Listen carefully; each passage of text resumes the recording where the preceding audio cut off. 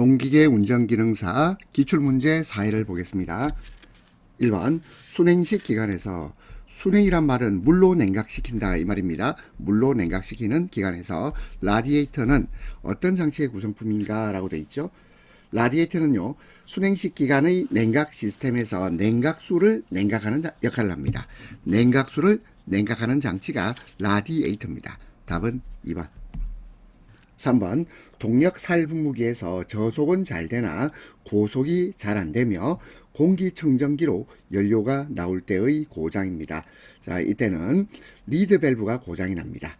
리드 밸브가 고장이 나면 고속에서 연료 흐름이 불안정해지고 연료가 역류하여 공기청정기로 나오는 문제가 발생할 수 있습니다. 리드 밸브 고장. 답은 4번. 3번 다음 중 동력 경운기의 로터리 탈 부착과 작업 전 조치사항으로 알맞지 않은 것입니다. 1번 로터리 날의 휘임, 자, 이게 상태입니다. 상제가 아니고 상태. 로터리 날의 휘임 상태를 세밀히 점검해 봐야 됩니다. 2번 토양 상태에 따라 바퀴를 선택합니다. 3번 히치부를 부착한다.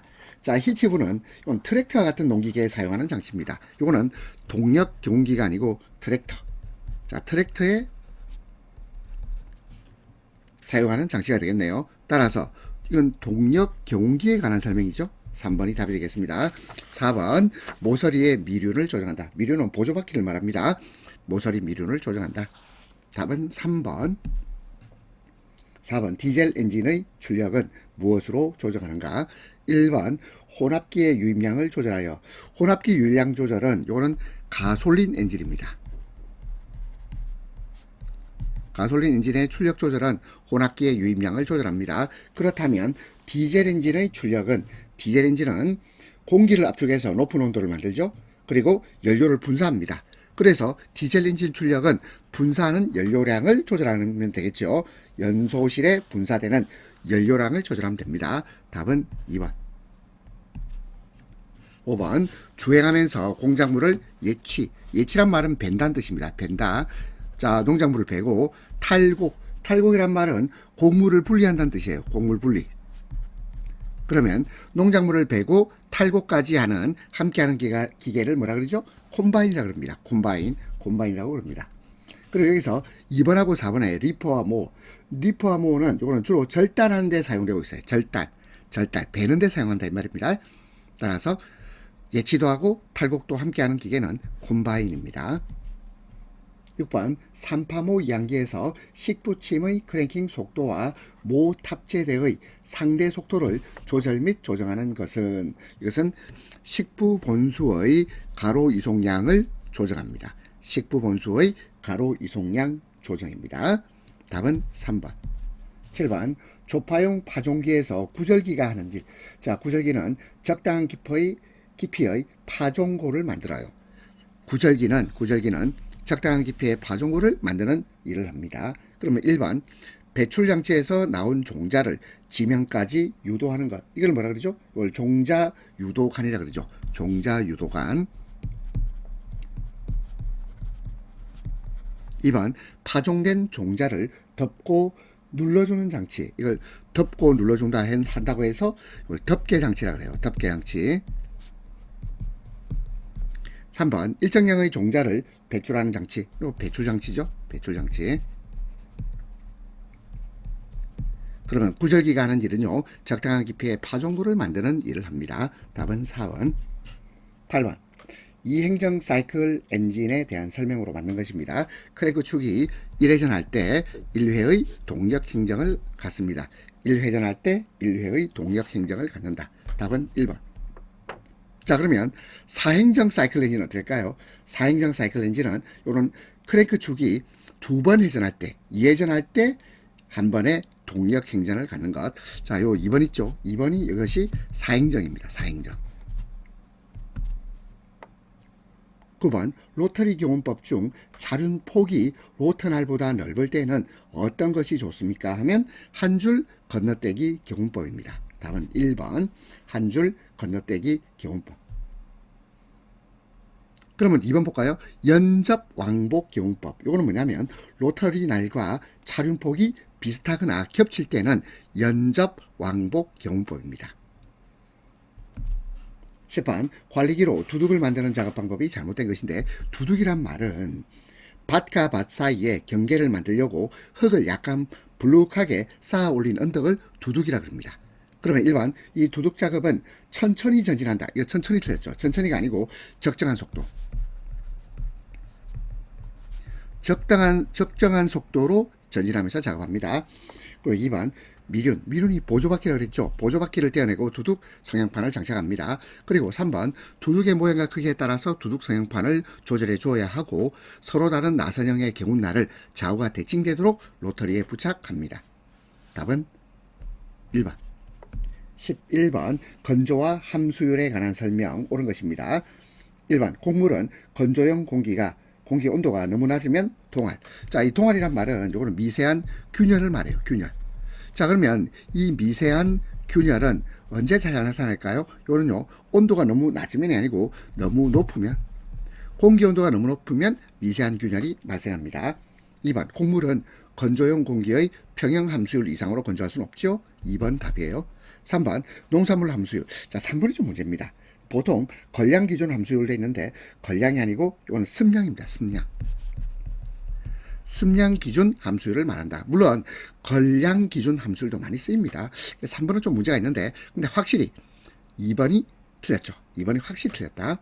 4번 건조용 공기의 풍량이 많으면 공기의 풍량 많으면 건조는요 늦어지는 게 아니고 빨라집니다. 따라서 답은 2번으로 하겠습니다. 12번 고속기관 열형 플러그를 사용하면 발생되는 현상인데요.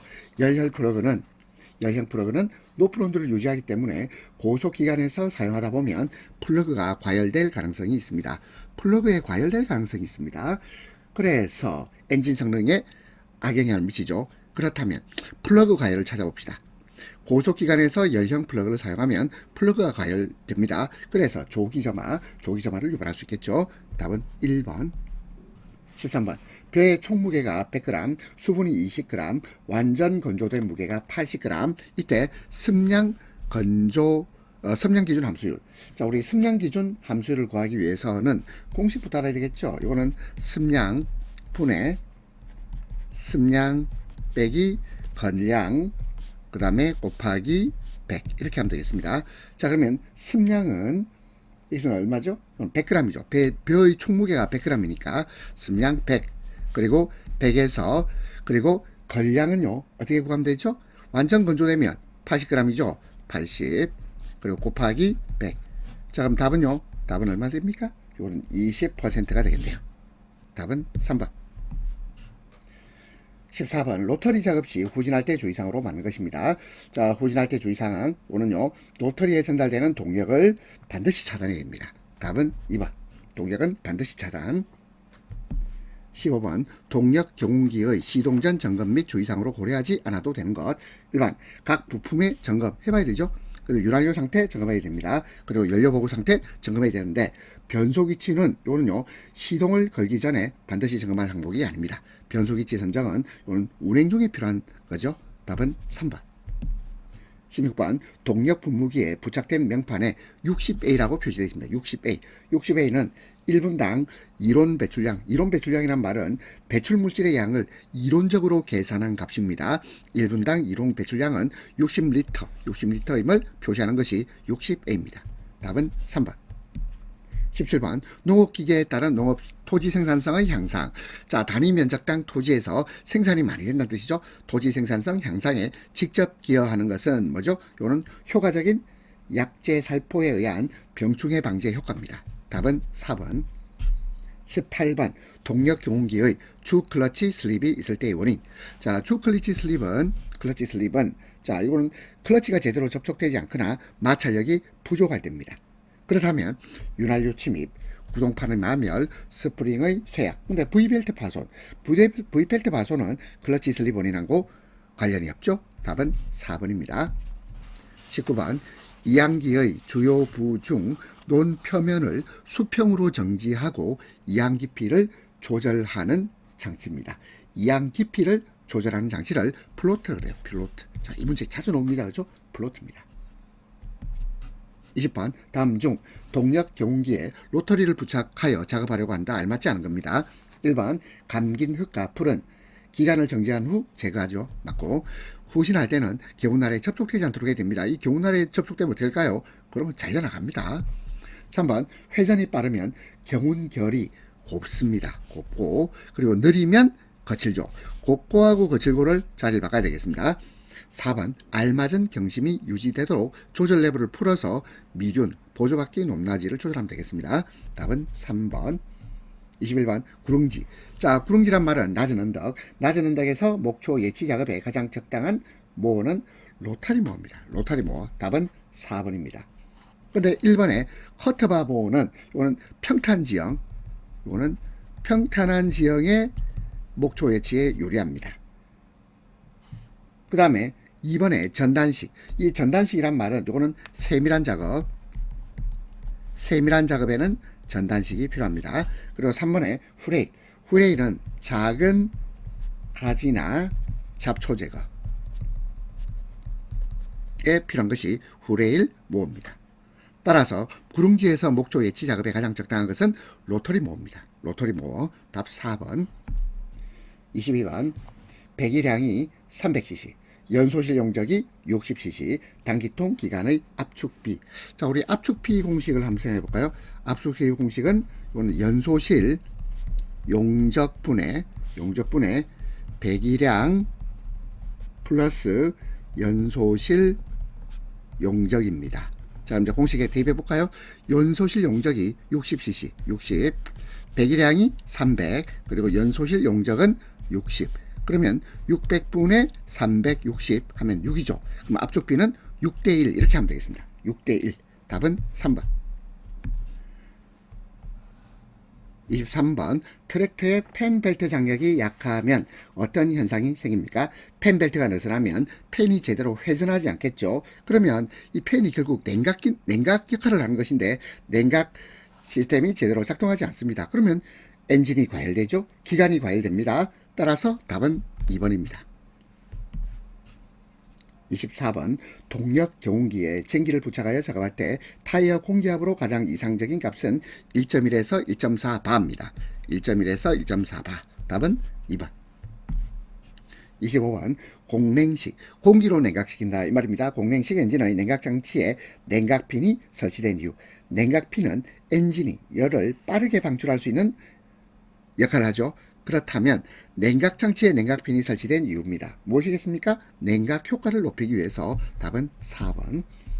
26번 자탈형 콤바인 작업 시 유의해야 할 사항으로 설명이 틀린 것입니다. 1번 수학 작업 중에는 탈곡통이 항상 규정 회전수로 유지할 수 있도록 조속 레버를 적절히 조작한다. 맞고요. 2번 작업 중에는 경보장치가 작동되면 즉시 동력을 끊고 기관을 정지시킨 다음 필요한 조치를 합니다. 그 다음에 3번 높은 곳에서 낮은 곳으로 내려갈 때는 절대로 후진으로 내려가면 안 되고, 이 틀렸죠.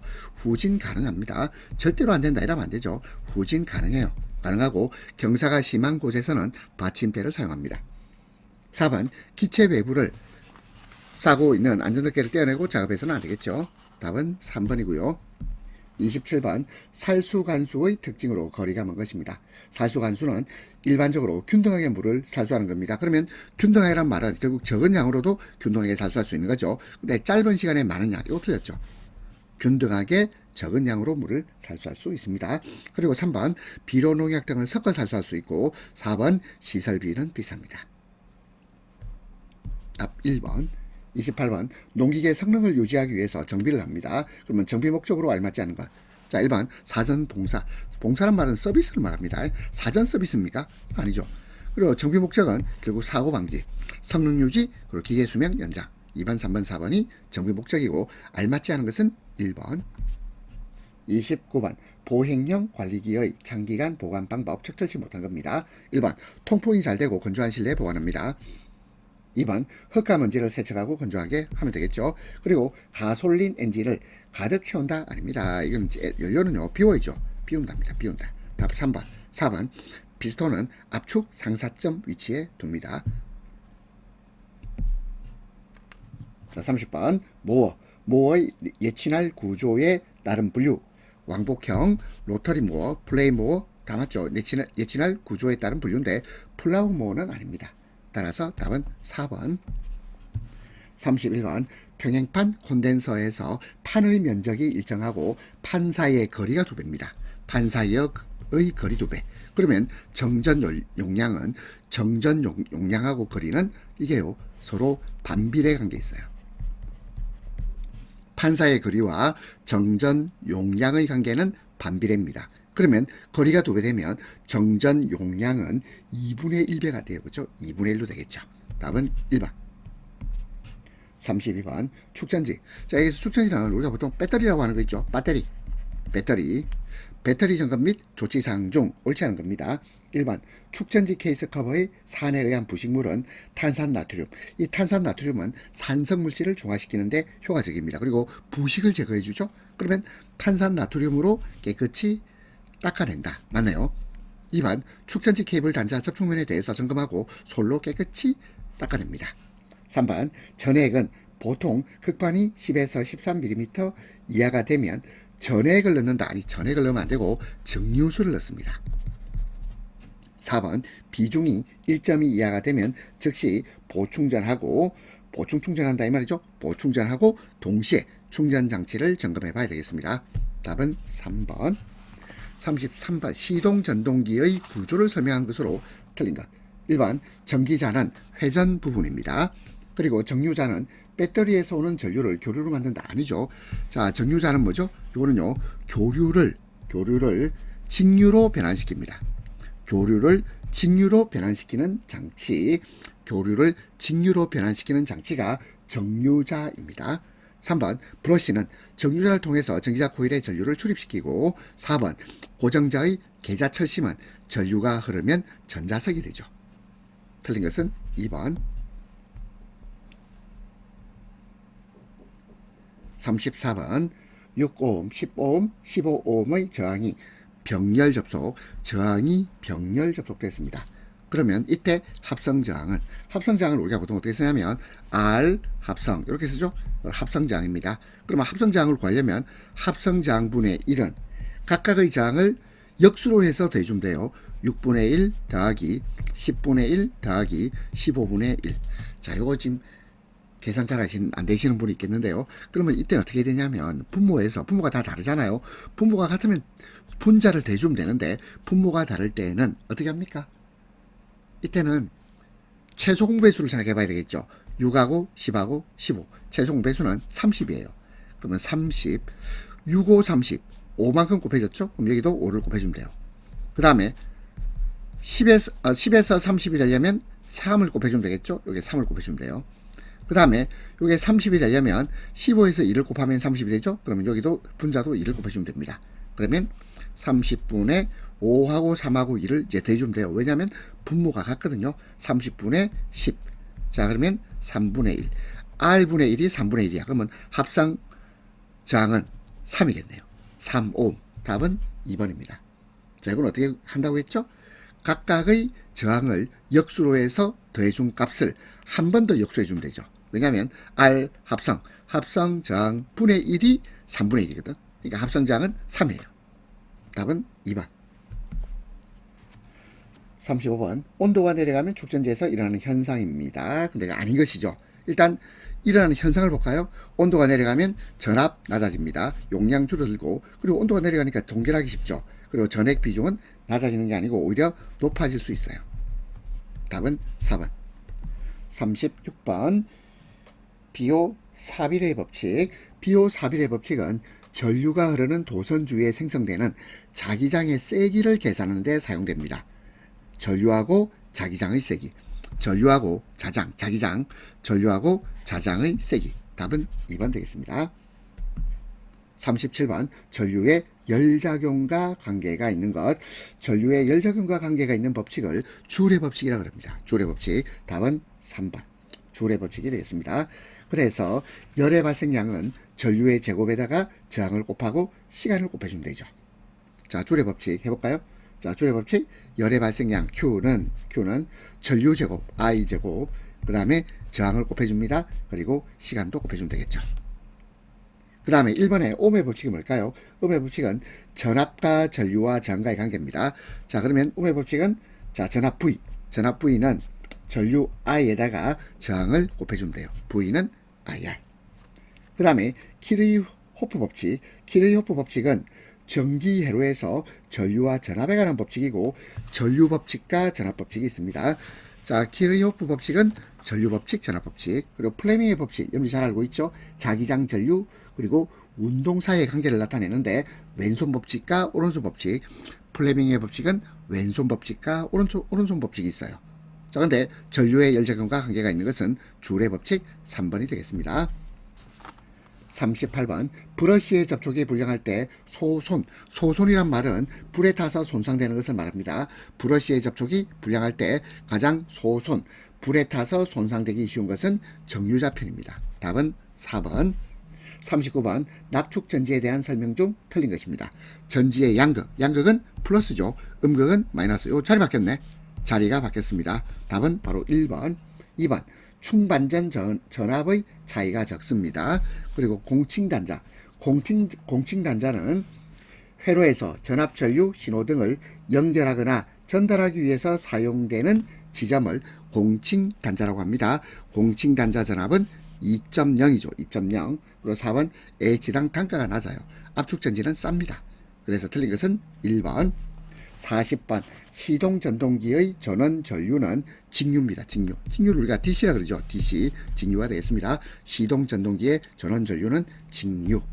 41번 시동전동기의 브러쉬 스프링의 장력 측정에 적당한 것은 스프링 저울입니다. 브러쉬 스프링의 장력 측정에 적당한 것은 스프링 저울 1번이 되겠습니다. 42번 다음 중 광속에 대한 설명으로 틀린 것입니다. 1번 에너지 방사 비율을 시간 단위로 측정합니다. 그리고 단위는 루멘. 그리고 광속의 시간 적분. 자, 적분합니까? 우리 고등학교 때 인테그랄 이런 거 했죠. 인테그랄 A에서 B까지 뭐 fx dx 뭐 적분 아니겠습니까? 시간의 적분 뭐죠? 이거는 광도가 아니고 광량입니다. 광량. 그리고 광속에 대한 기호 F를 사용합니다. 답은 3번. 43번 전하량 단위는 이거는 뭐라 그러죠? 쿨롱이죠. 쿨롬이라고 쓰기도 하고 또는 쿨롱이라고 해도 됩니다. 그러면 C죠. C. 1번이 답이겠고요. A는 이거는 전류의 단위죠. 전류의 단위 암페어. W는 와트입니다. 와트는 전력의 단위. 그리고 V는 볼트입니다. 전압의 단위. 그러면 전하량의 단위는 쿨롱, 전류의 단위는 암페어, 전력의 단위는 와트, 전압의 단위는 볼트. 이렇게 되겠습니다. 44번 충전 경고 지지 등에 점등이 되면 충전이 안 되고 있는 상태입니다. 이때 점검할 사항이 아닌 것입니다. 1번 레귤레이터 고장 여부 점검해 봐야 됩니다. 2번 발전기 다이오드 이상 여부 점검해 봐야 되죠. 3번 시동 전동기의 정류자는요 충전하고 아무런 관련이 없습니다. 충전하고 관련이 없다. 이렇게 됐을까요? 충전과 아무런 관련이 없다. 3번이 답이고요. 4번 경고램프의 접속 상태 및 관련 배선 접속 상태 점검. 답은 3번이 되겠습니다. 45번. 자, 45번은요. 그냥 외웁시다. 자, 지금 보니까 접속된 회로에서 저항 R의 값을 나타낸 식인데요. 자, 이 그림만 봐주시고, 자, 답은요. 2 빼기 V 분의 VR옴입니다. 2 빼기 V 분의 VR옴. 답은 2번하고 넘어가겠습니다. 46번 동력 경운기의 운전 중 안전사항으로 잘못된 것입니다. 1번 오르막길에서는 차간거리를 여유있게 둡니다. 2번 내리막길에서는 차간거리를 길게 잡습니다. 3번 커브길에서는 급제동을 하지 말아야죠. 그리고 내리막길에서는 반드시 조향 클러치를 사용한다 되는데 이 조향 클러치는 요는 방향을 바꿀 때 방향 전환할 때 사용하는 겁니다. 그래서 이게 틀렸죠. 답은 4번입니다. 47번 다음 중 장갑을 반드시 착용하고 작업을 하는 것. 장갑을 착용하는 것은 손을 보호하기 위한 거죠. 용접 작업이 되겠습니다. 답은 3번. 48번 다음 중 안전교육 요령 중에서 잘못된 사항은 1번 상대방에게 일방적 지시하면 안 되겠습니다. 답 1번. 2번 상대방을 이해 납득시킵니다. 3번 태도에 대한 평가를 하고 4번 스스로 모범을 보입니다. 49번 다음 중 보호구를 착용하지 않고 작업을 할 수 있는 겁니다. 1번 유해물 취급하는 업무 보호구 착용해야 되겠죠. 유해 방사선을 쪼이는 업무 보호구 착용해야 됩니다. 근데 보일러 수위계를 점검하는 것은 이거는 특별히 위험하지 않죠. 따라서 보호구 착용이 필수적이 아니에요. 착용 안 해도 됩니다. 4번 증기가 발산되는 장소에서 행하는 업무도 보호구를 착용해야 되겠습니다. 50번 다음 설명 중 재해의 특징이 아닌 것입니다. 1번 모든 재해는 사전에 방지할 수 있습니다. 그리고 원인이 있고 그리고 대책 선정이 가능합니다. 그리고 인적 물적 손상이 반드시 동시에 일어난다 아니죠. 반드시 동시에 일어나는 건 아니고 순차적으로 일어날 수도 있습니다. 답 4번. 51번 바이스의 작업 방법으로 알맞지 않은 것인데 1번 가드를 보호할 것 맞고 그리고 바이스를 엠빌로 사용하면 안 되겠습니다. 엠빌이란 말은 망치질이나 충격을 주는 작업에 사용하는 금속 블록인데요. 자, 바이스는 엠빌로 사용하는 것. 이거는 바이스를 손상시킬 수도 있고요. 이거는 좋지 못합니다. 3번 작업대가 흔들리지 않게 고정할 것. 4번 작업 물체가 작업대에 닿지 않도록 사용할 것. 알맞지 않은 것은 2번. 55번 다음 중 점화원이 될 수 없는 건데요. 1번 정전기 점화원 되죠. 근데 2번 기화열. 기화열이란 말은 액체가 기체로 변화할 때 흡수되는 열이에요. 액체가 기체로 변화할 때 흡수되는 열이고 이건 점화원이 되지 못합니다. 3번 전기불꽃 점화원 될 수 있고요. 4번 못을 박을 때 튀는 불꽃도 점화원이 될 수 있습니다. 53번 다음 중 동력 경운기의 운전 조작으로 알맞지 않은 것입니다.